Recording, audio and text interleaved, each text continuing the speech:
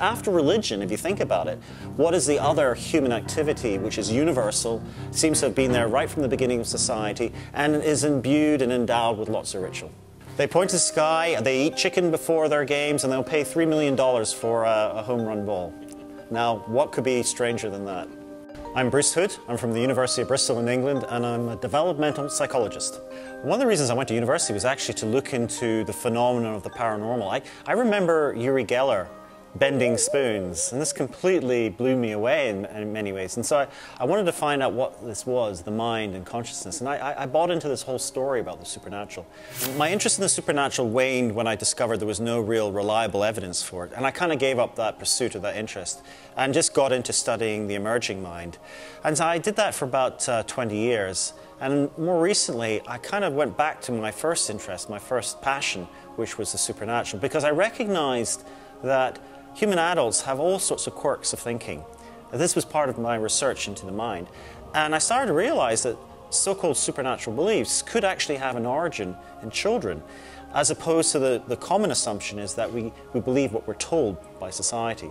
So I kind of got interested in this idea of looking or tracing or trying to find the evidence that these beliefs come from within the child. And I think I've done so to a certain extent. If you look at the way that children reason about the world, they come up with all sorts of explanations to make sense of it. And very often those explanations are perfectly accurate. But other times they come up with all weird, bizarre notions and ideas about things, which if they were really true, would be supernatural. So for example, children think that vision works by something leaving the eyes, a little bit like Superman. Okay? And if you ask them to draw vision, they have these little arrows coming out of the eyes. Now, in fact, vision doesn't work that way at all. Vision works by information coming into the eyes. But if you think about this idea that somehow seeing is a process of, imposing yourself on the world or looking out towards the world, then that explains why 9 out of 10 adults think they can tell when they're being watched from behind. This is such a common assumption that people don't even recognize that, in fact, that would be supernatural if it were really true.